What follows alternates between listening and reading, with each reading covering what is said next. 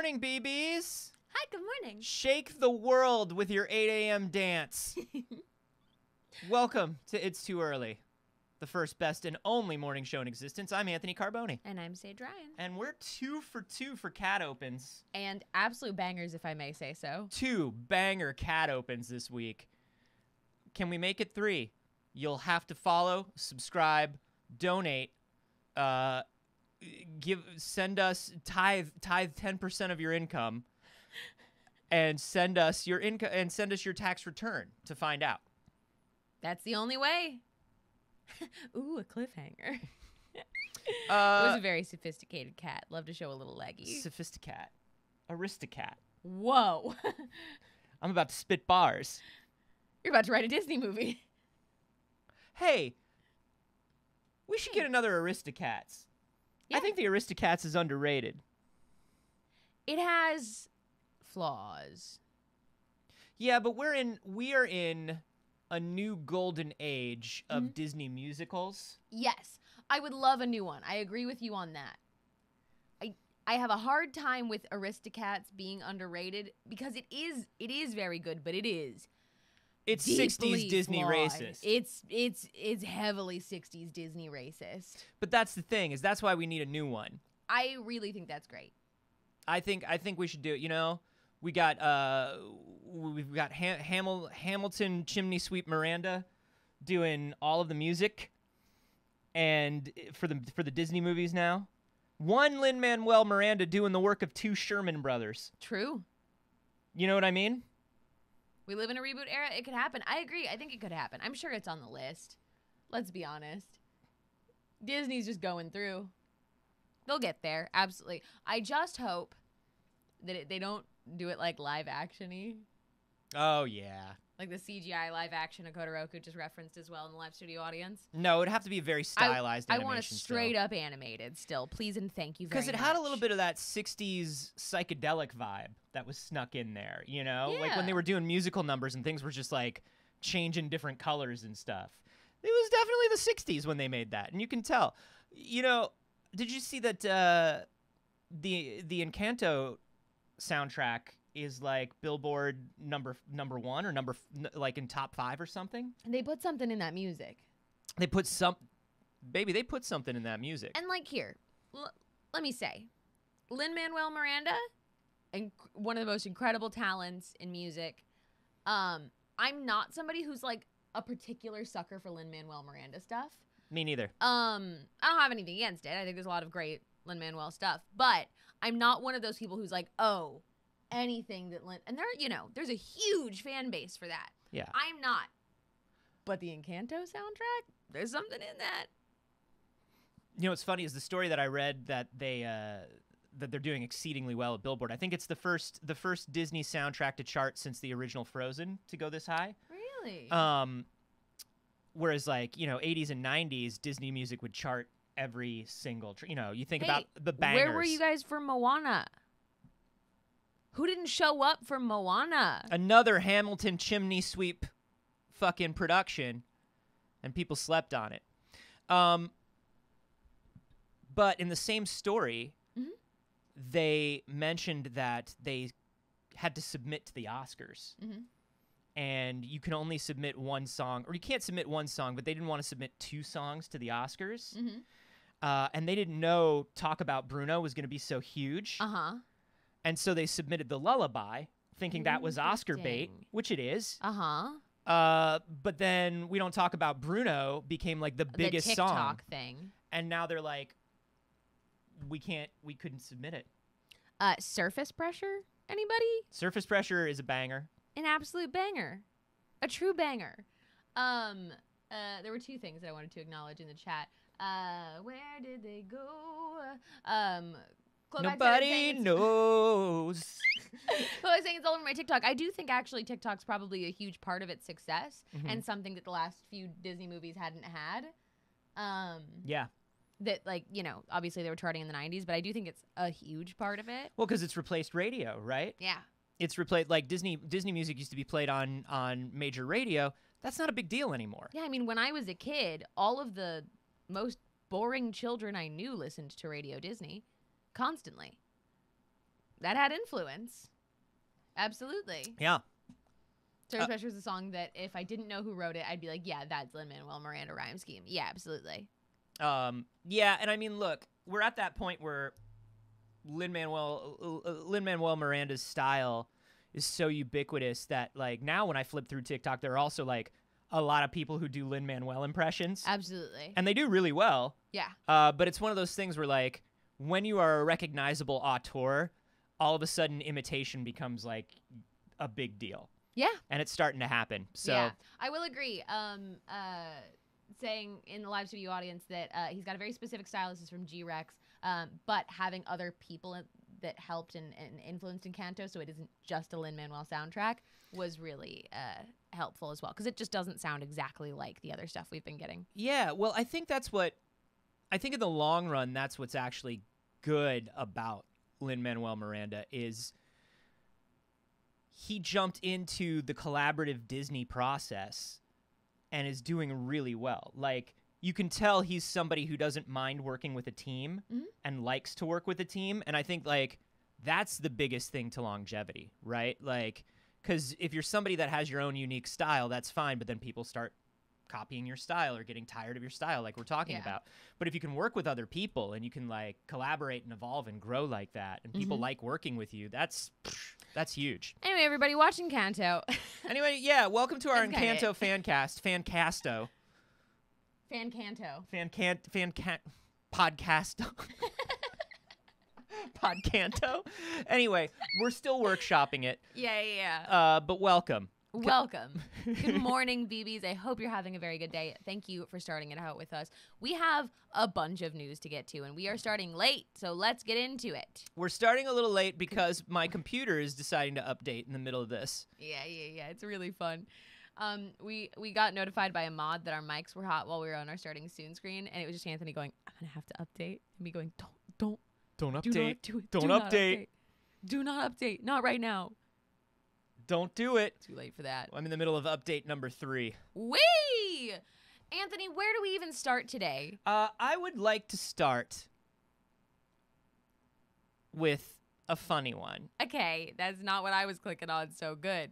I would like to start with a funny one, and I think the funny one that I'd like to start with has to do with Activision and their and the latest Shoot Man. This is your reminder. Don't play Call of Duty. Don't support Activision. We don't support Activision Blizzard. We don't give them our money. We do not. This is more than enough anyways. Call of Duty Vanguard has a crossover with a popular property. And if I were to look at this, I would not be able to tell you what that property is. Yeah. Is it the live-action Takeshi Miike Ace Attorney movie? Is it a period piece from Japan? What is it? What is it? Because it's certainly not Levi from Attack on Titan. It can't be Levi from Attack on Titan, because that doesn't look like Levi from Attack on Titan. No, of course not. And they've got all the money in the world, so why would they make something that doesn't look like Levi from Attack on Titan if they were going to do Levi from Attack on Titan? Why would you spend all that money and make all that effort to... I mean, they must be trying to give us a gift. They must be trying to give people the gift of being able to make a joke on Twitter. Oh, what a gift. This is for the people that like to use the "we have blank at home." Yes, this is just for them. It's just for them. And you're welcome. You're welcome, Twitter. So I've only seen a couple of episodes of Attack on Titan. Yeah. One on my list that I'm slowly getting through. I watch one episode per quarter. Yeah. You'll like it when you get into it. It's just a matter of having time to get into it. That's exactly it. I'm already enjoying it. It's perfectly fine. It's perfectly good. It's just. Are you like me, where now that you know a show is over and there aren't more coming out, there's less of a crushing weight to catch up? Like, yes. Where you're like, I'm just gonna keep trying to catch up, but they're just gonna keep making new ones. Exactly. That's exactly what it is. I've been more inspired to watch it by the ending of it. And I think there are a lot of people who are like, well, I don't want to start something if it's already over and there's not going to be more of it. And I'm like, no. No, that That's means perfect. That means I can finish it. Thank you. That Yes. means I can finish it, That's and there's so it. Uh, Anyways, this is not Levi from Attack on Titan, so I want to know: did you just have the character model laying around Activision, or? So I think this. I think this just is a face. I think this is a character from Attack on Titan, and they have like an Asian guy, and so they were like, he's the one that we put the anime on. That's what it looks like to me. It just looks like they just put a face. It looks like They randomly generated a face. It's 3 days before Anime Con, and you've been meaning to make your Attack on Titan cosplay. You know what I mean? Yeah. And it's just like a Red Lobster napkin tucked into the top of your shirt. Will you show him in motion, straps. please? I would love to. I would love nothing more. Give your heart, soldier. I can't. I'm sorry, Levi. Woof. No. They got the speed lines at least. No. Oh, man. No, thank you. Man, Call of Duty Vanguard is cursed and good. Yeah. Maybe it's haunted by all of their transgressions against everybody. Maybe it's the fact that they built their entire studio on a not so ancient everybody burial ground. Maybe all of the devs that are working on it are doing it as a mean joke to Activision. Hey. Maybe they're like, damn, we really do work for trash. Hey, I know a couple people on that team. Just blink at me and blink twice in my DMs if that's what y'all are doing. I don't have to share it. I just want to know. Is it a joke? Activision Blizzard and licensing. Didn't go well. Well, they have other licensed stuff coming out soon. I'm sure that'll go well, right? I am actually surprised that Attack on Titan did a crossover with Vanguard right now. Why? Oh, you know, Activision. Oh, but there's... And the bad press surrounding Activision. But how much of that is... you wonder how much of that is getting to Japan, and you wonder how much Japan cares. Like, when Japan licenses stuff out to foreign entities, they're usually just like, yeah, sure, go ahead. Like, it's hard to do, but once they give you permission, they're like, yeah, whatever, you're a business, do whatever. Listen, Japan... not the most progressive. That's what I'll say. Not the most socially progressive. You know? And also, you know, they're minding their own. Yeah. They got a lot going on. They got a lot on their own plate. Just, you know, could be in any game. Yeah. Could be in any game. Well, let me, let's check in on some other Activision stuff, though. Like, what's going on with those Legos? Oh, sure. Yeah. They had those big Overwatch Legos that were coming out, right? I'm sure those are fine.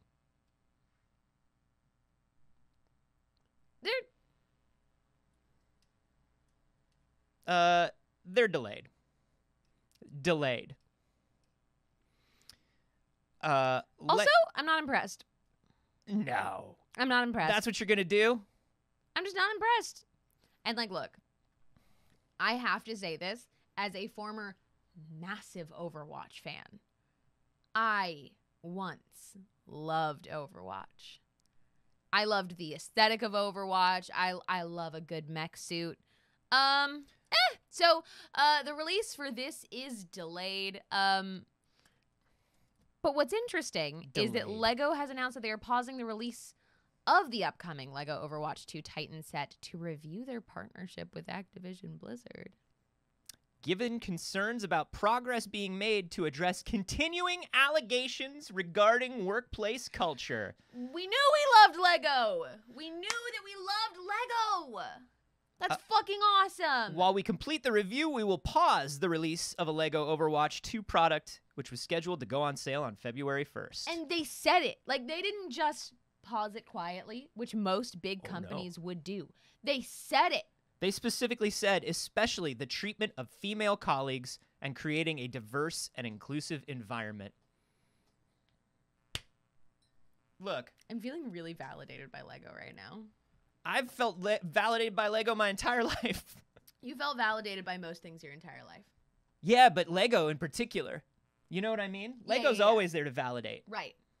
Lego's always there to Most things validate. are there to validate white men. This time it's our turn. Sure. Yay, Lego. Thank you very much. We love to see it. We have no choice but to stan. That's really excellent. I don't think this set will ever come out. Nope. It's done. I also don't know. I mean, Overwatch 2 will come out, but like It's gonna. They have to. They have to keep being a business. They have to. Let's zoom in on that artwork again. Let's take another look, because here's what I want to know. I'm taking a look to see how many custom pieces are actually in that set, and it's not a ton. Obviously, the minifigs. Right. You have May and you have Tracer down here. But I think May and Tracer's hair are both standard hair. On custom painted bodies, and it looks like most of that set is standard Lego, so I think they're just gonna trash it. I don't think we'll ever see it. I think so too. I don't think we're ever gonna see that. Yeah, I don't think this is coming at all. There's got to be some other mech-based property they can do Lego for. They will redistribute all of these pieces. Like Skywalker9982 in the live studio audience is a big Lego person and says it looks like the Tracer hair is new, but they'll be able to reuse it. Yeah. Or they'll trash it. They'll melt it down. They'll reuse it. Whatever. Right. What, they lose a piece? Hair? They're fine. They're fine. Lego's okay. Lego's doing all right. Lego's doing great. Did you see how much that Titanic costs? I sure did. Come on. I'm still not done with my Lego NES set. It's a big set. It's a big set. It's a big set. I remember we put together not the big Ecto one, but Saige came over last year and we hung out and we did the little Ecto one, and that took us most of a day. Yeah, that was New Year's Eve. Oh my God, That's how we spent a New Year's Eve. Because there was nothing to do. There was Into nowhere to go. 2021, building Legos. There was nowhere to go. There was nobody. What are you gonna do? What else? Why not? But yeah, I mean that's the thing. Take your time with Lego. Don't set a deadline with Lego. Don't make it a chore. You know, have fun with it on your own time. Otherwise, it's just oh, hello. Did you find a dagger? Oh, Hello. sleeping all nuzzled up back there. Producer Dagger loves the amount of fuzzy and cuddly things on Saige's couch today. Yes. I try to make it a good place for Producer Dagger. That's my first priority. You know, this is a little bit of a jump here. Let's do it. But I want to make that jump. Go ahead and jump. I want to talk about Amouranth. Sure. I think we might be... For the clicks? Yeah, for the clicks, and also because I think we might be the #1 Stop Shitting on Amouranth channel. Yo, stop shitting on Amouranth. Yo. We might be the #1 Do Your Thing Amouranth channel. Make your money. Secure the bag, Amouranth. Secure the bag and test Twitch on every single one of their weird and fuzzy and murky policies.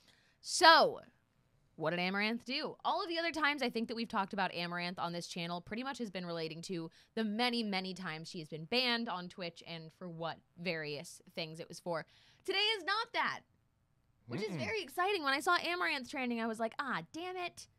She banned again? She banned again? No. No. She's making fucking moves. Now, we're a business show. That's true. We know a lot about business. I have my MBA, my street MBA. Of course, and I passed the bar in the state of Virginia. So this is our kind of conversation here. Amouranth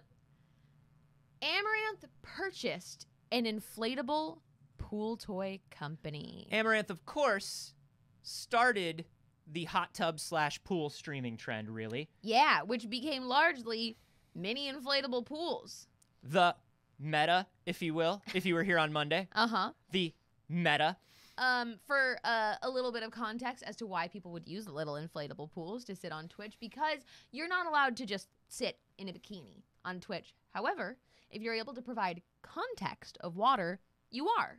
Therefore, small inflatable pools in a stream room to the rescue. So once she started doing that, I mean, we know she makes something like $6-7 million a month, something like that, between OnlyFans and Twitch, I believe. Sounds right. Once she started this trend, and people started buying all these inflatable pool toys and everything, she was like, hey, not only am I causing an uptick in sales for these things, but these things really are helping me build my career. I'm going to reinvest. And let me tell you something. She doesn't just say, oh, I invested in an inflatable pool toy. She gives the business lowdown. She gives the business lowdown wrong. This thread was incredible. She broke down the company's revenue, what her stake in it is, what her expectations are for it. Talking about how she invested, under what terms. Yeah. This is so fucking cool. She says they have $15 million in annual revenue. She purchased it at a bit under 1x sales, so she bought it for a little bit more than 10 mil. She financed it using low interest debt, which is when people have like a lot of capital, stocks, investments, things like that. And so they borrow off of that for a lower interest than you could borrow with a small business loan or something like that. She checked out whether the company supplies to Amazon and Costco. Mm-hmm. And they also make the kind of floating lights that hot tub meta girls use in the water in our tubs. And let me tell you something. Not only is this smart from just like and clever, like just and funny, but like also you think there's not going to be like a streamer specific Amouranth brand of pool toys coming out soon? Because there will be. Amouranth is brilliant. Honestly, like looking at shit like this, it tells us that financial literacy is non-existent, and seeing people do this is so fucking groundbreaking for like especially people in our industry, but also like particularly for entertainment and for streamers. Having information like this is fucking massive because it becomes this weird secret bubble that you don't understand how anything works. A lot of these people are just fucking blowing their money on shit. And like to have somebody, here's what I didn't have on my bingo card. Big Sister Amouranth. Right? Here to help us all. Right? It's pretty wild. It's pretty wild. And you know, people have pointed out in the live studio audience here that these are not the first big money moves she's made, obviously. Somebody was like, she invested in like a gas station. She did. Recently. And it's like, well, gas stations are a good investment. Yeah. If it's in a good location, you'll make a decent amount of money if you own a gas station. And that's the thing is like, she's not looking like you're saying. It's not like this streamer thing where it's like, I'm starting a line of fucking cool streetwear because I'm a streamer. No, that's a low margin, high competition industry. Mm-hmm. It's hard to make money owning like an actual fashion brand and do it like for a lengthy amount of time. Right, as a brand and not as merch. Yeah, and so like a gas station's going to make you money. It's going to sit there and make you money. So she previously invested $10 million in a 7-Eleven store. So, franchised 7-Eleven store, and $4 million in a gas station. But she said the difference between those and this is those were investments. This is wholly owned. She bought the company. This is so fucking cool. It's very cool. Like, look, every time we say, hey, you don't like watching Amouranth? I don't watch Amouranth. That's okay. But damn, people should be talking about money. People should be talking about financial literacy. And people should be encouraging others within the space to make these kind of choices and not be shamed for it. She can come out here and be like, hi, I make a lot of money and this is what I'm doing. God, she's really out here doing it, right, Gab Greg? She's doing she's amazing. And like, that's the thing is like, you can look at her and you could tell that from this whole time, she had a plan. Mm-hmm. You know what I mean? You could she could make the money that she's making right now, a few million a month. And if her career went away, fine. She'd be fine. Yep. Which is basic levels of investment. But she was like, well, how do I just create a sustainable thing that will continue happening when I decide I don't want to do this anymore? And she's making smart moves. That's the thing is like, hey, most people, and this does not apply to everybody, but most people don't want to do OnlyFans or Twitch forever. No. And it's important to think about because it is a somewhat limited time span career. Very cool. And these are the things that like fucking streamers need to be thinking about. OnlyFans creators need to be thinking about of like what else and what's next and what can I do when I get tired of this, because you will. Yeah. I enjoyed this. This was interesting as well. Said, so if revenue comes in light, we're still acquiring the company at an attractive valuation, locking in 20% plus returns in a wide range of scenarios. Also followed by, if you thought this announcement was spicy, wait until you hear what biz venture I'm cooking up with Lud. I assume that's referring to Ludwig? Yeah. Another massive creator in the space. He's a smart guy, too. So He's I'm a smarty. very intrigued to see what's next. This was on Amouranth's personal Twitter account. Y'all, it's why it's called retirement. Yes, but retirement comes a lot earlier for people in those very subjective industries. I know a lot of people that made a lot of money real quick and got just spent it all. Yeah. Just spent it all, or tried to invest in cool businesses that aren't going to make them any money, you know? There's a whole joke in like the fashion and restaurant industries of like, all you need to have a successful restaurant or a successful fashion line is just somebody who's sort of famous and wants the like clout of owning a cool restaurant or a fashion line, and you'll have money forever. Yeah. Because these people just like kind of piss their money away. She ain't doing it. There's nothing glamorous about investing in a 7-Eleven franchise, but it probably makes a lot of money. Yeah. Fucking tight. Fucking tight, man. I don't know. I thought it was a cool story. I'm glad we get to say something positive about a streamer. Yeah. You know? Yeah, absolutely. I think that feels really, really nice. Now, I'm going to torpedo that. Yeah. I'm going to absolutely torpedo it. Fuck it. We're all having some good feelings. Let's talk about cops now.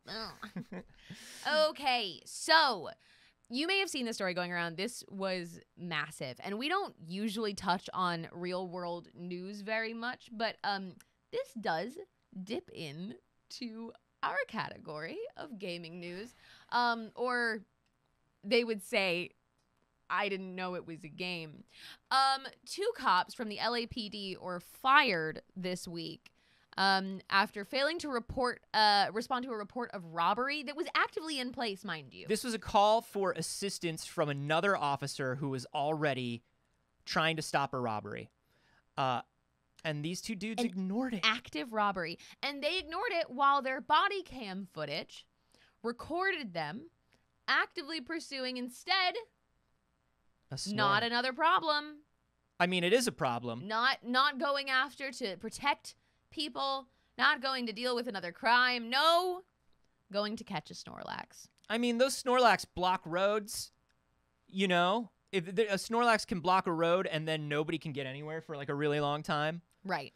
It could cause a massive shutdown. These dudes just sitting in their car playing Pokemon Go, ignoring a call for assistance. So they responded to this allegation by saying, oh, well, sorry, we didn't actually get to the call. Our music was up too loud. We didn't hear it over the radio. Which is already a bad excuse. Which is already a bad excuse. But you know that what they've done is really bad when that's the lie. Yeah.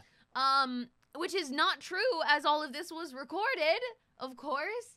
And you can hear them even discussing the call that was coming in and saying, should we do something? There was a Snorlax, and then one of them told the other, like radioed the other and was like, dude, there's a Togetic that's popping up here too. So we got to like catch these. We got to catch these Mon. We got to do that before we do anything else.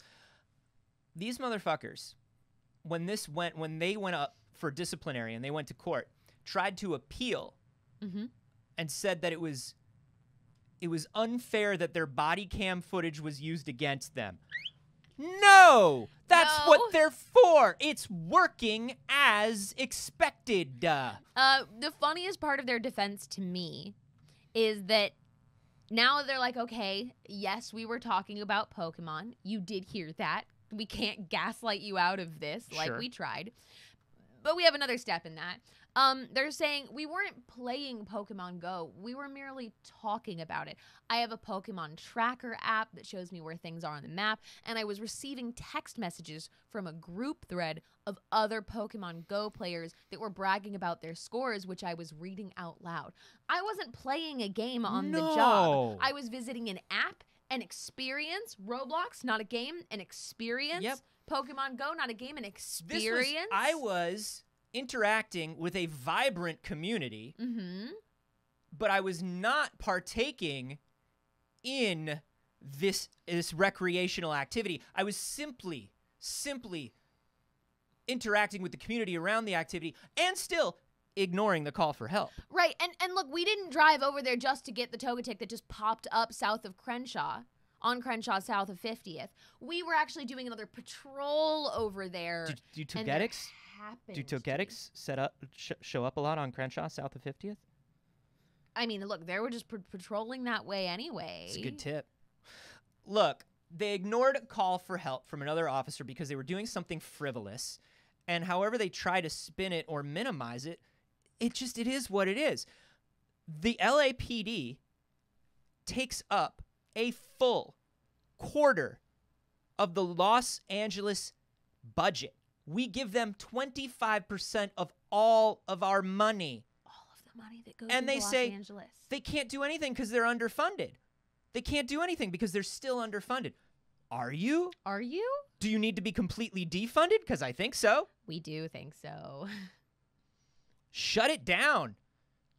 Shut it down. Give that money to social programs. Hey, there's 5 million people in Los Angeles. But only one togetic. And it's only on Crenshaw, south of 50th. South of 50th. And it's happening right now.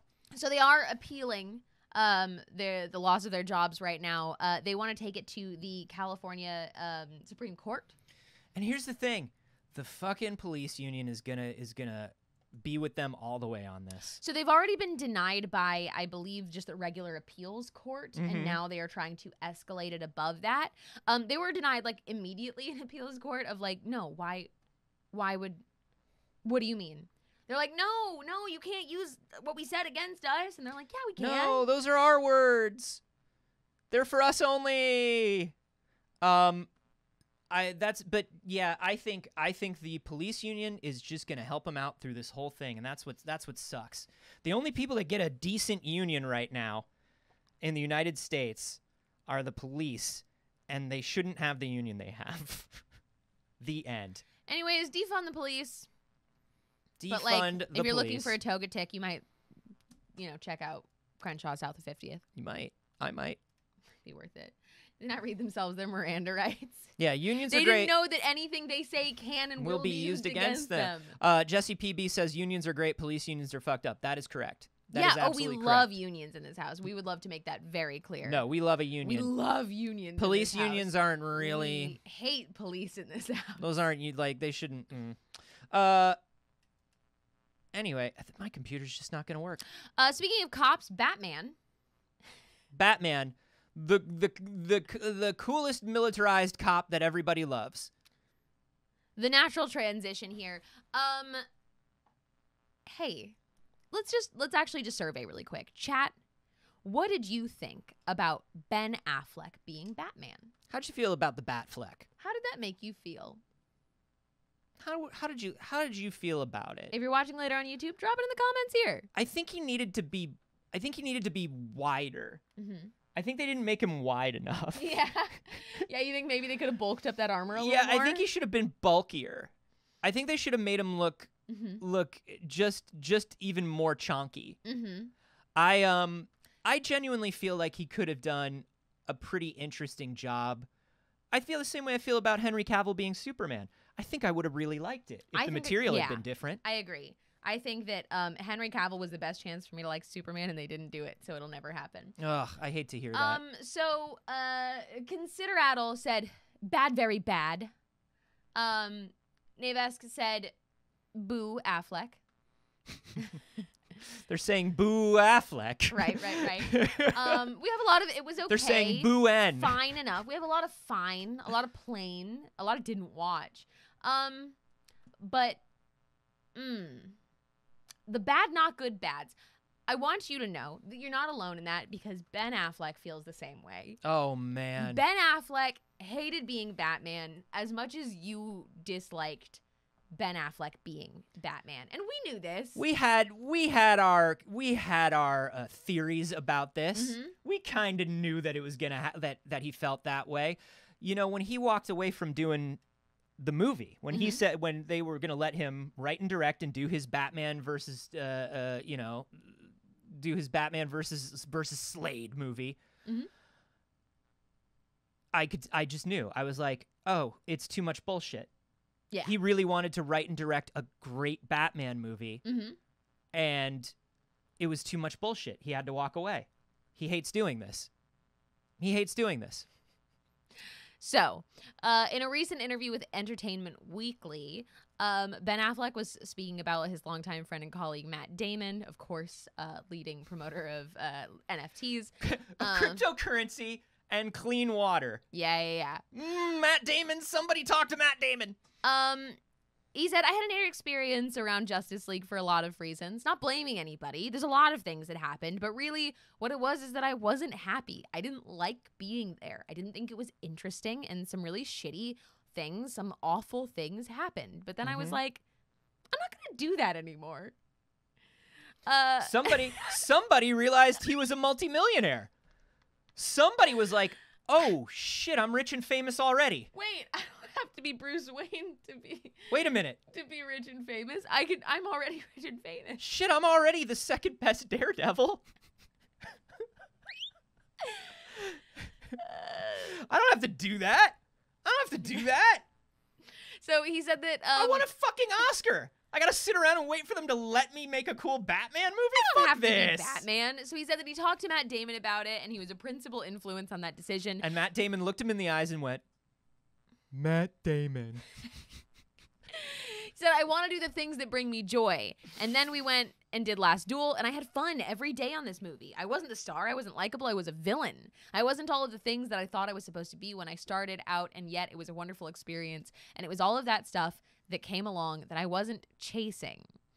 He said that previously filming the Justice League was very, very, very hard as an experience in a previous interview. I mean, look, he really got out here and said, I don't know, I was making Batman, and then I did something and I had fun, and I said, fuck, I don't have to do Batman. I don't have to do this not fun thing. This sucks. And don't get me wrong, happens to me all the time. Wait.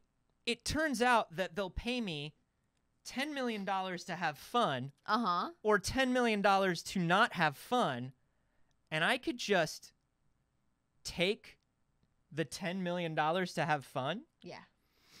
You know who has the career blueprint that I think is absolutely just the banger career blueprint? Adam Sandler. Adam Sandler. Here's what's up. Adam Sandler was the biggest thing in the world for a little while. Starts his own production company. Yeah. Does nothing. Became a rom-com lead. Did nothing but make movies. With his friends in them. Yeah. Whether they did well or not. Got paid. Now he makes Netflix movies, and if you look at every single one of his movies, do you know what the common thread is? He and his friends all get to go on vacation. That's the common thread. This movie's set in Hawaii. This movie's set in the French Riviera. This movie's set, they're all bringing their families. And they're like, well, we're making the movie for 6 weeks, but we're staying for 10. Wow. You know? Yeah, that's a very good point. I feel like he successfully did what all of the Freaks and Geeks guys tried to do, but they were predators. So it didn't work out as well. I'm just going to make the movies with my friends. Yeah. Seth Rogen, not a predator, just an enabler of predators. Just an enabler of a predator, which... But he's been trying to grow as a person, from what we can tell. No longer enabling a predator now that it's public and would harm his career. Yo, did you see that Franco clip that was going around, by the way? No. It was this round table. It was this acting round table, and somebody asked... Tom Hanks was part of it. And somebody, and the host was like, so what do you think about all this Me Too stuff and everything? And Tom Hanks went off. Our dad, America's dad, went off. He was like, we cannot enable this behavior. He's like, there are people that are, they're grooming, or they're using their position of power to say, I'll get you this job, or, like this and that. Like, I'm going to promise you these things. He's like, that's just as bad as explicit sexual harassment in this industry, and we have to be aware of the power structures that we're enforcing. And the host, doing just the coolest, calmest host thing, and was like, kept a straight face. They cut to Franco, and he goes, do we all agree with that? James, how do you feel about that? And Franco goes, like literally goes,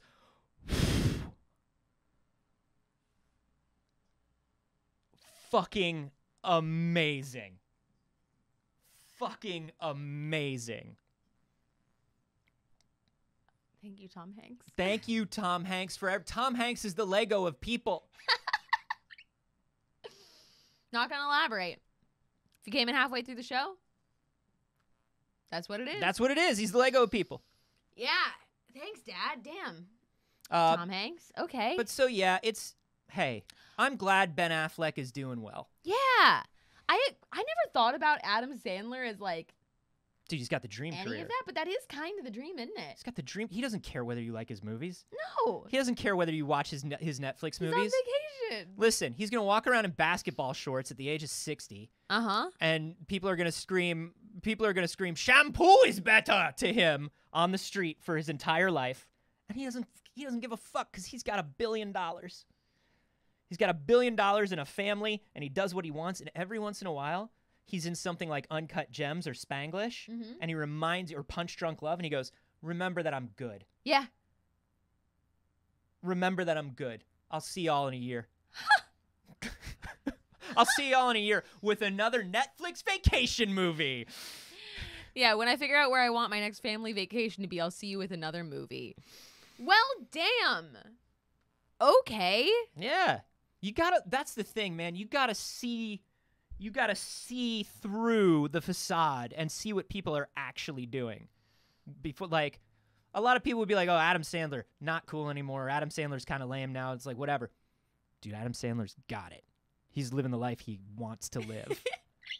Honestly, he's living the life I want to live. Right?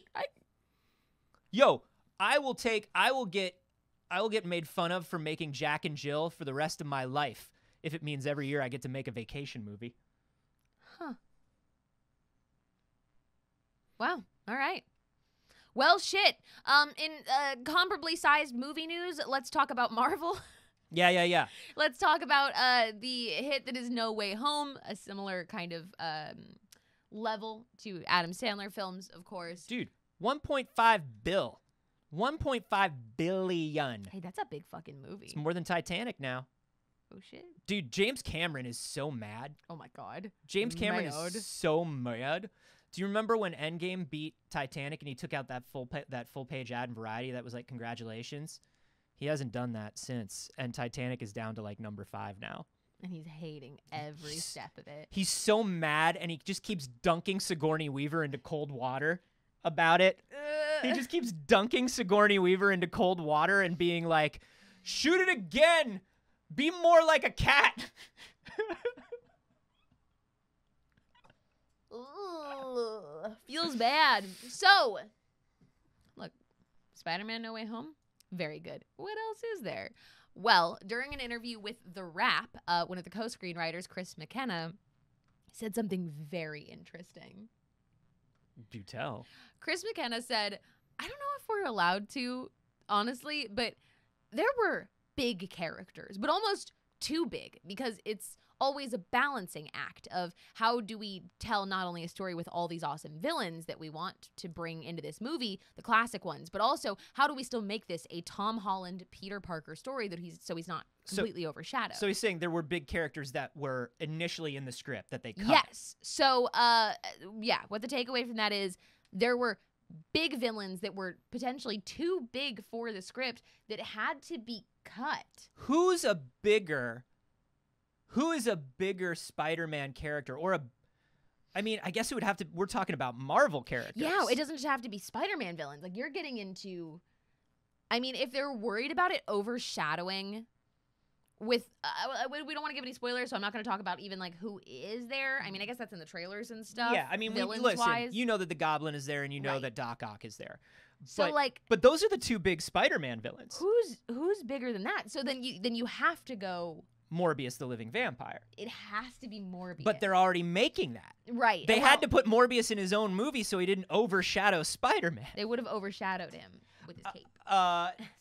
Tony623 in the live studio audience is bringing up initially, like, we had heard that this was going to be a Kraven the Hunter movie, which made sense. We initially thought it was going to be about Spider-Man being on the run, being a criminal, and perhaps Kraven was hired to find him. We did have 3 guesses for Kingpin, which also would have been fucking huge. Would have been huge. Is Morbius a villain though? In our hearts. Morbius is bigger than that. That's what Chris McKenna is trying to say. Morbius is Marvel. You know what I mean? Fuck, that movie is still coming. I love this. I would have to, like, if I'm guessing, when we're talking multiversal, when we're talking things like that, I'm thinking about big, big, big Marvel cosmic level characters. Right, and the cameos in this film were already so fucking massive that it's like, I mean, you got to think big. I mean, I was thinking, like, would it be the Beyonder? We know Secret Wars is coming, but Secret Wars is really more about the Skrulls, but, like, maybe the Beyonder? I mean, we've got Kang in the mix now, so, like, we can get real cosmic with it. Right, Galactus. I thought maybe Madam Web, but Madam Web is big and, like, very reality controlling in Spider-Man, but I don't think she's got the vibe yet. I think you need more.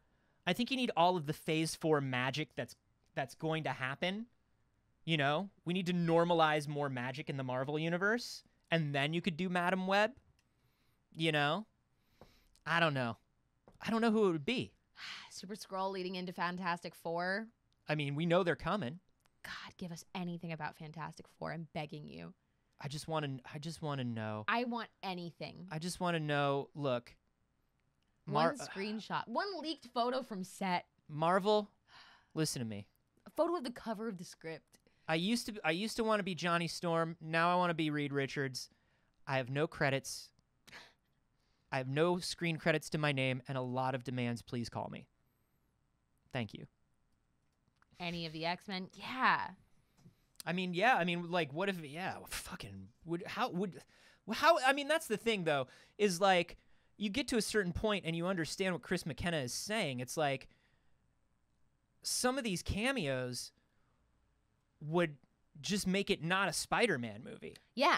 If Wolverine showed up in a Spider-Man movie when we've been waiting for the mutants to be reintroduced, all of a sudden that's a Wolverine movie. You know? Yeah, the conversation around that immediately shifts to the mutants. You're absolutely right. But I don't know. I mean, look, man, I just keep thinking about those Spider Boys. I just keep thinking about it. You know? God. It is. We'll say it again. It's such a good film. It's so wonderful. They made all of the right choices. Please and thank you very much. Please and thank you as much very as it's much. Fun to be like, ooh, who would have been there? God, that would have been so cool. I wouldn't change a damn thing. They did exactly correct. And they're right that I think anything could have become cluttered seeming and taken away from Tom Holland's Spider-Man. Yeah, they were already spinning a lot of plates in that movie. It's so good. It's so good. It's so good. It's really, really nice. What if we try one more restart? Blade of Creation said, I don't know if the main MCU audience wants literal demons in the movies. I do. They're coming. Whether you want them or not, I think they're coming. Do you want literal demons? Yeah. Because here's the thing. Yeah. I think we're pretty target audience for Marvel. Look. Right? We are. And we got 5, 6 movies in, and we got Chitauri space worms. Baby, we have frost giants. You can do demons. We've already, like, Thor has already explained that the 9 realms and magic and stuff like that are just like physical forces and planes of existence. Yeah. They're demons, baby. We're going to the multiverse of madness. Honestly, I don't think there is a franchise that you could look at me and say, do you want demons in it? And I would say no. You can do demons. We've got witches. What are all my favorite franchises, right? What, Doctor Who? Give me demons. Yeah. Buffy the Vampire Slayer? Give me demons, obviously. I'm there for the demons. Just put the demons in. Foundationally important demons. Put the demons in. Star Wars? Sure. Give me some demons. Star Wars has them? Yeah. Star Wars has them. Maybe they don't call them that, but they have them. That's the thing. It doesn't matter if you call them demons or not. They are demons. It's going to happen. Doctor Strange, the Scarlet Witch, fucking America. America's there. We love her. She's amazing, and she's in that film. They're going to see some magic, dude. They're going to see some magic. And they're going to see some monsters, and they're going to see some demons. Can I tell you my current theory? Please. Do you want to know how I think Doctor Strange gets Wanda to come with him? I think he tells her that her kids are real in a dimension, that her kids are out there, or she's already felt it, that her children exist on a certain plane, because we know that Billy, from the comics, we know that Billy grows up to be Wiccan. Yeah, a very powerful magic user. Sorry, I'm very excited. Scarlet Witch is my favorite. Who smooches Hulkling all the time. All the time. So I think Doctor Strange is like, he just says, like, you know, he's like, he says something along the lines of like, I'm sure you've felt that your kids are out there. Like they're real in a certain plane of existence, or they do exist. They didn't go away. Right. You know, everything you created stayed in some space in some time. And so she goes in to help. And, like, a lot of people are saying from WandaVision that, like, oh, well, she was hearing their voices and all of this.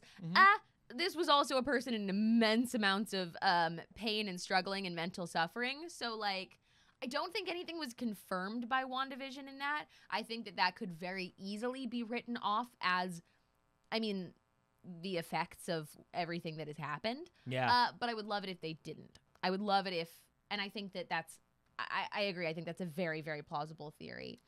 Because here's the thing, too.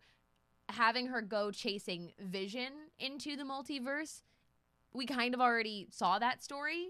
Not in the multiverse, but, like, the motivation of Vision. Yeah. I think we've graduated past the motivation of Vision and moved into, she lived with these children. These are her kids. Well, and I think she knows there is a Vision out there. Yes. I think she understands that. I don't think that she's not looking for Vision, but I do think that, like, if we're picking a driving motivation. Yeah. She knows that Vision is fine and that can be taken care of. Yeah. But she's a mom now. Yep. And her kids are in trouble. And she and Doctor Strange in America are going to go and they're going to fight a demons. They're going to fight demons. They're going to fight a Shumagorath at the very least. Very excited. I'm very excited. In other movie news, we did finally get a trailer for the Bob's Burgers movie. Another multiverse being set up. A cinematic universe. And it's honestly exactly what you would expect, truthfully. It looks exactly like an animated film's full-length feature should. Where it's like, we're doing exactly what you like. It is Bob's Burgers, but we upped the scale. I mean, look, I've got no problem with this. I think at a time when The Simpsons had some very flagging popularity, The Simpsons movie came out and was it fucking slapped. The Simpsons movie was great. So I think there is definitely a space to kind of tell, like, a bigger 2-hour funny, you know, super well animated Bob's Burgers story. Agreed. Yeah, I think this will be super fun. So this is coming to theaters. I don't think that we got a release date. Let me check at the end of this trailer again, because dates do not stick in my brain. But they did. They upped the stakes of it pretty successfully. It's definitely a larger scale. They're definitely getting out of the restaurant a little more. And it looks great. I love Bob's Burgers. I need to catch up on Bob's Burgers. I think I'm a season behind on Bob's Burgers. Well, and that's why it's the perfect time to release a movie, as I think everybody's kind of fallen behind on it. But people still love it. Yeah. And so that's exactly the Simpsons movie plan, is like, we can do this. Yeah. That will kind of push a little more life into the audience. It's fun. It's cute. I mean, honestly, like, here's the thing. Oh, May 27th. That's the date. That's coming up. That's coming up. You don't think it's coming up. It is. It's going to sneak right up on you. It's going to get you. May 27th is going to get you. Only in theaters. And the first comment I think I really agree with said, this feels like a mid-2000s trailer, and I absolutely mean that as a compliment. Everything about the, like, family adventure movie vibe of this animated film absolutely feels early 2000s. And I think that's absolutely correct. Mid-2000s. It's the absolutely correct way to go. Yeah. That's really fun. Obviously, we played it without sound on because we just don't want to get our shit taken down. And a lot of the time playing trailers, we'll do so. Let's not get our shit taken down. We do our best not to. Let's not do that. Still happens sometimes. You know, let's not do that. I do want to talk about The Bad Man. Oh, I was like, which one? Which one? the bad one. Not to be confused for the Batman. We already talked about that today. No. That's sort of like feels bad man. This is a bad man. Yes.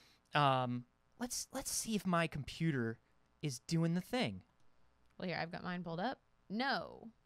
But now it's just black. It's doing something. It's doing something. So. We're almost there. Here's the thing. Elon Musk, if you remember correctly, was trying to do his best fucking... we got big trouble right here in River City. He tried to sell us a monorail. He tried to build us a pool. You know, like all of this shit. And he said, the way to solve traffic is underground tunnels for rich people.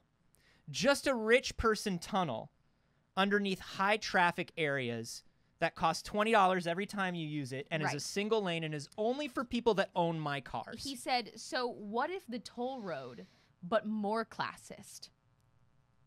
That's what he said. He said, what if the toll road felt a little more oppressive and classist? And here's was trapped underground. And here's the thing. You might remember that some cities were eating it up. Our very own Los Angeles, classist as fuck. Just really, they've been trying to build out that subway for years. And the rich people are like, don't put a subway under my neighborhood. It'll bring the pores. But I love the idea of this rich person tunnel with the fun neon lights. Tell me more. Ultimately, we shamed Los Angeles into not doing this. Woo! Go us! Because it's a dumb idea. It is. None of the things that they said were going to be advantages of it were going to be advantages. And if you look down in that article, there is a clip. The tunnel is opening in Vegas. It's basically open, and it's already got traffic. Which, again, you're paying to avoid the traffic. So this is from Paris Marks on Twitter. It said, Elon Musk said that his tunnels would fix traffic congestion, but even his shitty Las Vegas tunnel is already getting backed up. Who could have predicted this? Now, there it is. And this is wild. This is wild because, hey, if there's a traffic jam in this tunnel, show me the service lane. Show me the exit. Mm-hmm. Yeah, what the fuck happens if your car breaks down right here? The cool neon lights turn orange and everybody knows to reverse. Your electric car runs out of battery in the tunnel because you get stuck in a fucking, like, traffic jam. This is wild to me. This is wild to me. People are spending more time than they would above ground in these tunnels. There is no world in which this is more efficient than a well-working public transit system. No. And yet... Yeah, you can't even open your doors in this space. And yet, they gave this guy... They subsidized this thing again. This dude lives on government subsidies and posts like an edgelord about the government, about not paying taxes on Twitter. This guy fucking leeches off of us. This is one of the things that I hate. Is we're people who want green energy. Yes. We're people who want transportation, public transit and better transit services for people. And the problem is I feel like every time I say that, when the government hears me, they go, oh, give money to Elon Musk. No, hold on. Actually, we want green transportation. Oh, cool. Give $500 million to Elon Musk? Well, no, what we meant was accessible green transportation. Yeah, we'll give $1 billion to Elon Musk. He'll fix it. Well, green. Give it to somebody who doesn't hate poor people. It's fucking Maybe. wild. I don't know. Remember that the reason Elon Musk was building these tunnels is he literally said people are afraid to take public transit because of the type of people that take it, and it's gross and it's bad. It's disgusting, and you're going to be robbed. This fucking apartheid motherfucker with his apartheid family money. So your daily reminder, fuck Elon Musk, man. Oh, also, by the way, there's still a recall of 500,000 Teslas going on. There's still a recall of 500,000 Teslas going on. And by the way, Tesla doesn't have dealerships. They don't have tons of service centers or authorized service centers. Tesla doesn't have the infrastructure to take all these cars back. Correct. And I have a feeling some wonderful and an enterprising government official will give Elon Musk the money he needs to get out of this recall situation. So true. Unfortunately, that's exactly what's going to happen. Blech. Really Anyway, quick. Yeah. While we're here. This is a very niche Saige story, but I love a niche Saige story. Ronnie Radke of Falling in Reverse, the pinnacle of Warp Tour problems of a band, who was convicted of a felony, is pretty upset this week that people think he's done something wrong that he did. And I just want to say, today is an excellent day to bully Ronnie Radke on Twitter. No, I'm kidding. No. No, I'm kidding. We don't say that. I'm kidding. We don't say that. Ronnie Radke is a monster. Whatever you do with your own time is your own time. Ronnie Radke is a predator. Ronnie Radke is a monster. Ronnie Radke was part of a terrible thing that happened. Anyways, he put out a song. Oh, a song about it? He put out a song about cancel culture. Did he put out a song about it? Oh, of course he did. Did he do his little stand-up special about cancel culture? He did. He put out a song about cancel culture. Get wrecked. And was just like making all of these analogies of cancel culture being like a monster. Yeah, cancel culture's the monster. The real problem. The problem isn't killing someone. It's the way people react when you kill someone. It's like that Eddie Izzard joke, like, guns don't kill people, it's just that certain sound they make. Oh, okay. Getting arrested for violent crimes is cancel culture now. Yeah, getting arrested and convicted of a violent crime. They're treating me like a murderer. Signed, murderer.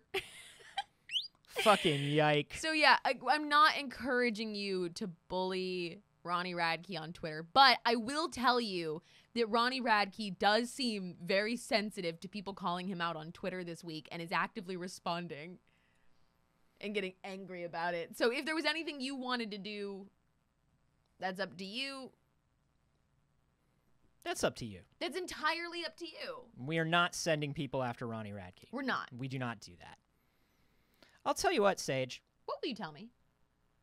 This computer just isn't going to do it today. Yeah, I figured it's 9:15, my guy. It's 9:15. But, it's got to be fixed at some point. Sure. It isn't going to be before the end of this show. It's not going to be before the end of this show. So we could just do the show. I mean, I've been doing the show, right? We made it this far. Right, I've been participating, yeah, right? You're here. Okay. Yeah, you're here. We could just keep going. We're just going to keep going. I still don't understand Wordle, everybody. And I give up on asking anybody to explain it to me. Because they've tried. I went to the website. Yeah. And I said, how does this work? They just put a bunch of boxes in front of me and said, figure it out. Figure it out. And I don't get it. So Wordle, look, Wordle is the biggest thing right now. And one of the sweet things about Wordle is that Josh Wardle, who created it, put it out for free. It's free. It's browser-based. There are no ads on the page. He just said, this is a fun thing that we all might like. It was originally made for me and my friends to do every day together. And then it started gaining traction. And now it's very popular. And yeah, there's a rich history of games like Wordle. Wordle is basically, you have 5 letters and you have 6 chances. Right? So you have it's a 5-letter word. You have 6 chances to guess the word. It'll tell you when you have a correct letter and if that letter is in the correct space. That's Wordle. It's lingo. If you're European, it's lingo. There was like a TV show, but there's a huge history of games like this. And here's the thing. It's a nice thing that somebody did just to be nice. Yeah, how wonderful. Except somebody saw that it's very popular and said, maybe I made Wordle. Said, Is it for me? It's that classic Nedroid comic of, I made this, and then somebody takes it and goes, I made this? This is a director. This is a developer, Zach something or other. His Twitter handle is just Zach Shacked. He made his Twitter private after this, but he basically literally just ripped off Wordle. And this is such a fucking bullshit way to put it, because you know exactly what you're doing. I love Wordle so much, so I decided to make my own Wordle app, but with a twist. There's not just 5-letter words, but also 4, 6, and 7-letter words too. You can also play unlimited times if you're on the pro version. So here's the thing. That is, like people, like we said, lingo exists. This type of puzzle exists. But here's what this guy did. He did not create his own version of Wordle, because he called it Wordle, and he made it look like Wordle, and he is trying to get people to think it's the real Wordle, but with microtransactions. Because do you know how many people are going to see Wordle in their Twitter feed? Like all of us have in the last 2 weeks. They're just going to search it on your phone. I immediately went to the App Store. Yeah. I was like, I got to find out what this Wordle thing is. And I went, and there were like 3 apps called Wordle. One of them didn't look like it. Mm-hmm. And I was just like, huh. And it cost money. And then I found a free one, and then I found this one, and I was just like, wait a minute. And then I saw Andy Baio post this. Andy Baio, technology good guy, one of the co-founders of Kickstarter and XOXO. And so he was like, go back to that previous one, because here he is gloating about his fucking knockoff app. Mm-hmm. This is absurd. 450 trials at 1 a.m. last night, now at 9:50 and getting new ones every minute. 12K downloads, number 28 word game, and number 4 result for Wordle in the App Store. We're going to the fucking moon. Of course! That says everything you need to know about Zach. This next one absolutely fucking just is such a shitty jab. Somebody said, are you worried about the word trademark for Wordle? I remember when #export got some copycats, had similar names, but I don't remember how that ended up. Now, #export is an app that Zach made that did not do well. Mm-hmm. That got ripped off. And he replied, what trademark? Woof. I'm literally gagging right now. That's 5.4 thousand downloads in 1 fucking hour. Someone said... No. He didn't say gagging because he's not cool. Oh, he doesn't know any LGBT people. You're right. Sorry. He didn't say gagging. He said giddy. Sorry, I'm actually too gay for this. He said giddy because his shoes have toes in them. Okay. They said, are you going to dedicate some of the equity to the person or persons who created the game mechanic? Zach said, yeah. Huge shout out to the TV show Lingo for thinking of the game mechanics. What are you trying to prove, dude? That you can steal because somebody else stole? And here's the thing. They didn't steal. They gave it away. It's just a browser-based way to do it. They gave it away because it was like, people might like this fun word game. And here's the difference between being able to watch a show and play a game. One you watch, the other you play. Look. This is utterly ridiculous. Further down in that thread, somebody was like, hey, is this you, my guy? And basically it is him a year ago complaining that somebody stole his app. Oh my God. He was complaining about people stealing apps. It's in the 3rd column of the thing here. Same story. Got it.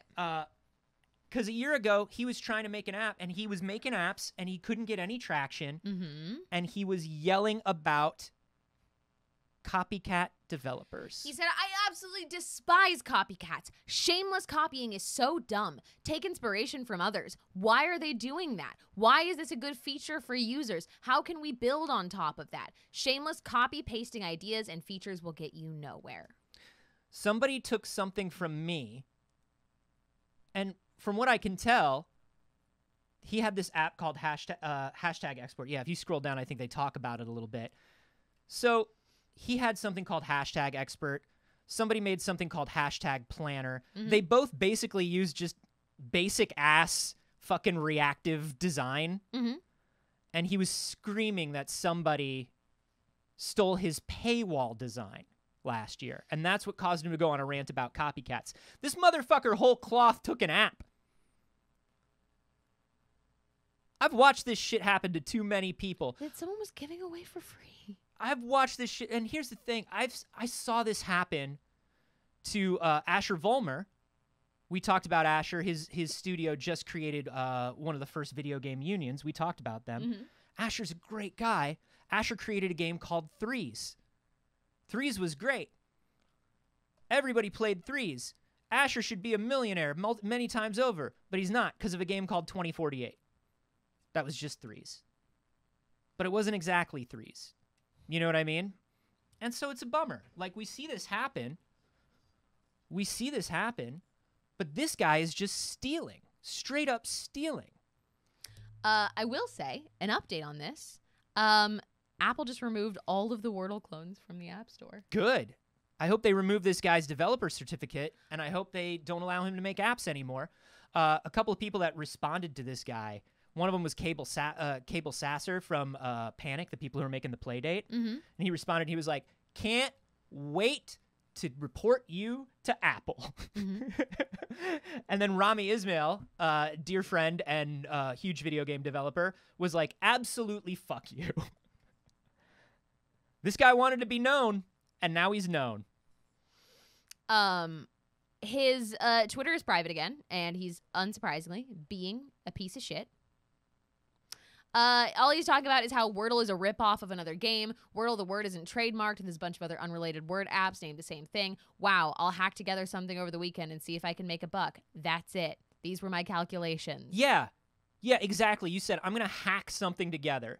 And see if I can make a buck. I'm going to hack something together that looks like this other thing to quickly cash in. Also said that essentially he had approached the developer or the creator of Wordle and asked to pay money to partner with him. And when he said no, he said, when he informed me that he wasn't interested in that, I told him that I would consider changing the name and that I was looking at other options when Apple removed the app and was fully prepared to do so. This tells me what we already knew, which is he did not contact Josh until people started calling him out for stealing.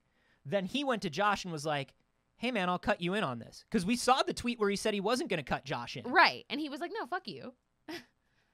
He was like, no, I don't want that. I'm not interested actually in partnering in this mess. And he was like, okay, well then, fuck you. It's mine then. You didn't even change the colors. Yep. It was the same green. It was the same yellow. Yep.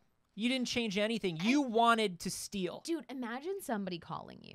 Somebody getting on the phone with you and being like, hey, you made this thing. I want to make it now. We want to do it together. And you being like, no, I don't want to make it with you. And then them going, okay, well, I'm gonna, and I'll consider not using your name. Hey, man, I've moved into your house. You can't.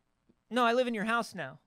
I don't want you. No, I've been living in your house for a few days now. It's great. Yeah, all my stuff is here. I'll tell you what. I'm willing to give you 30% of your house. You can live in the 30% of your house. But it's already my house, and I'm having a great time in my house. I really like my house the way I had it. I love it too, and it's doing great things for me. So, I don't know what we're going to do about this. No, because squatters' rights. Is that true? Squatters' rights. If you spin around 3 times and say squatters' rights, they can't kick you out. That's the law. That's our legal advice. We got time for like one more thing, Anthony. What do we got time for? What do we got time for? Oh, my stars. Could be anything. Could be anything. You know what? I think I know what it is. Are we about to get doofed? About to get doofed. All right. Also, Golden Variety, welcome in. Thank you for the hype for the Golden Girls tribute on Monday. We're very excited about it. Yeah. So, everybody. The gift that keeps on giving, Bidoof. As you know, we did a whole Bidoof week a while Bidoof back. week. We love Bidoof. We love Bidoof in this house. It's the 25th anniversary of Pokemon. Pokemon has been releasing adorable animated shorts. And Bidoof got his own. This one is Bidoof's Big Stand. I'm just going to skip around a little bit and show you bits and pieces here. Yeah, because Tendi don't like it. Yeah. Tendi don't like it when we show too much. Maybe we show it little. We show it little and we say... We show it little. We say, shh, don't tell Tendo. Don't tell... Oh, I love them just like in their native habitat, scratching their backs on trees. Yep. Doing beaver things. Look at our good boy go. He's like, what am I doing here? I'm supposed to be in the woods. What am I gonna do? It is an 8-minute animated short. It is up on the official Pokemon YouTube channel right now. What are some of the other ones that they have done? What did we get this week? We got Team Galactic, 30-second little short. Well, that's an ad for Pokemon Masters. Is that all it is? Yeah. Okay. If you look at Shining Bright and Kanto, Ooh, okay. is about a bunch of the old starters. Any of them that have like that kind of thumbnail are going to be the animated shorts. Cute. So I assume they'll be releasing more as these go. I can't assume that they're just going to stop at Bidoof as much as he would deserve it. Bidoof, Bidoof should be the big finish. You know what I mean? Mm-hmm. Once you got doofed, what else you got to do? Nothing.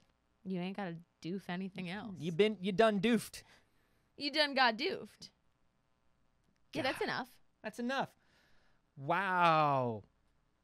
Thank you. Cool. Hey, BBs, mm-hmm. we're going to leave you with that adorable little Pokemon short to watch on your own time. Mm-hmm. Because we got to call it because we actually have somewhere to be.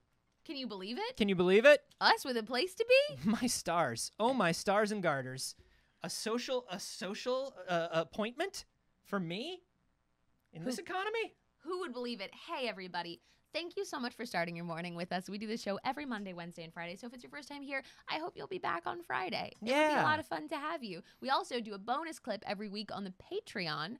You get an extra story. We did one that's like a little amalgamation of a few stories that went up last week. You'll have a new one coming this weekend. So if you want to support us, that starts at just $5 to get access to that over on the Patreon. That's 4 bonus clips a month, 4 bonus stories, and I believe tomorrow, if we can pull it off timing-wise, we're going to try that fake-ass chicken.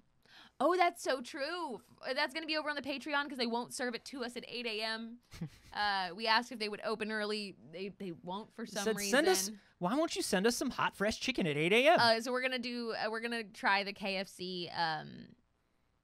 Fake-ass chicken is what it's called. Chicken. It's called the Colonel's Fake-Ass Chicken. Yeah. So we're going to try that. In the meantime, you should know that immediately, well, not immediately, but take a break, hydrate, and in 30 minutes we'll be back. Well, no, actually, we'll only be back for Kinda Funny patrons.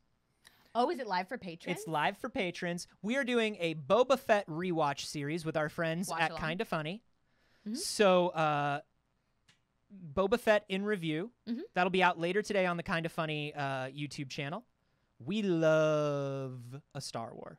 We're both going to be there. So we'll both be there. We'll both be recapping episode 3 of the Book of Boba Fett. Very exciting. If you haven't watched it yet, it'll be there for you on YouTube when you're done watching it today. Because it will be riddled with spoilers. You gotta keep up. You gotta keep up. You gotta keep up.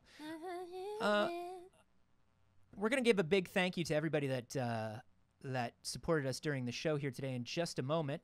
But Saige, other than this Boba Fett series, where are you at? What you doing? I stream over on my channel at NotSaige, twitch.tv/NotSaige, every Tuesday, Wednesday, and Saturday. I'm in the middle of a shoot week at Smosh, so my stream schedule is a little fucky, but I do my best to update the Discord. I'm not always good at it. I should be live tonight, all things considered, as long as I go home when I'm supposed to go home. We'll see about that. You can also find me tomorrow for the kickoff of the Black Dice Society on the official Dungeons & Dragons Twitch and YouTube channels. You can find me on Smosh Games all the time, and you can find me on this channel, including on Monday for our Golden Girls RPG benefiting the ASPCA. It's going to be a lot of fun. It is Betty White's birthday, her 100th birthday. We're raising some money for the ASPCA in her honor with an incredibly talented cast, so we hope we will see you then. That'll be live at 6 p.m. Pacific. You know. What about you, Anthony? Where are you going to be? Oh, my stars and garters. I am everywhere on the internet at @Carboni, except for here on Twitch, where I'm at Anthony Carboni. We streamed last night, and we put together Saige's little Retroid. We put together her little retro handheld on my channel. I will probably be back this evening. Other than that, you can find me on my science comedy podcast, We Have Concerns with Jeff Kanata. New episodes every Friday. We talk about all the strange and terrifying and wonderful things that are happening in science news. That's at wehaveconcerns.com. And usually like at a drive-through getting a chicky nug. Yeah, you can usually find That's usually where there. you'll find me. Hey, not to toot Pixel Circus's own horn, but beep beep. You know what I'm saying? You seen Polygon lately? Cause that's us, bitches. Woo! Kind of cool. Kind of I cool. don't know. Kind of cool. Maybe a little fancy. Thank you to everyone who supported us. Look, not all ways to support us are financial. Showing up for the show, that's the number one thing you can do. We make a show so that people will come out and watch it, and you have done just that today, and I hope you'll do it again. But hey, we have some new members of the community. We have some incredibly generous BBs that literally make it possible for us to keep doing this 3 days a week. So let's go through and let's see some That's right. thank yous. As always, your subscriptions help the network overall. Your donations go directly to whoever you see on screen at the time that you donate. Right now, that is us. And your follows and everything are just appreciated because it's a very sweet thing to do. So true. So we want to thank Sexsite for following us. We want to thank Zealous for resubbing with that Prime sub for 6 months. We want to thank Kaylin Rohr for gifting 10 gift subs. Emma J's Music, Jeff AZ, I don't know, it's one of those. Daddy Nova, Sleepy HDD, Nithcaria Quivar, and Taco Oifene.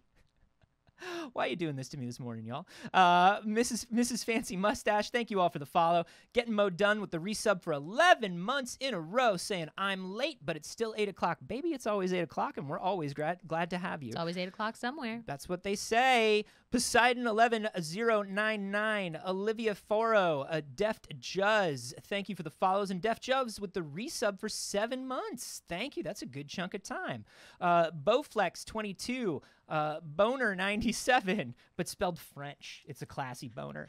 54. Thank you for the follow. 54 Aqua Snakes, tipping for that sugar breakfast and dagger treats. Thank you very much. M. Jasano, resubbing for 6 months, saying already 6. Time do fly, and we are glad that you spend it with us. JCVIM with the follow. Dova Chrono with the resub for 8 months, saying 8 months, still getting the best news with the most wonderful hosts. You are both wonderful and beautiful people. Thank you for the facts and most relevant news. Well, thank you, Dova Chrono. That is extremely kind of you to say. McAvoy A, Swiss Army Nerd, Apple J, thank you for the follows. Groovy Deadite, thank you for the host. And Lawrence, thank you for the resub for 2 months. Tommy Duran, at the very last moment, coming in with the follow. Thank you as well. Also, Josephine, hi. JCVIM, hi, Josephine, I love you. Hi, Josephine. Hi. She loves you. It's true. It's very true. All right, everybody. What a good day. I hope that the rest of your day is this fucking good. Yeah. Okay? Go hang out on the Discord. We'll see you there. And we'll also see you on Friday, BBs. We love you.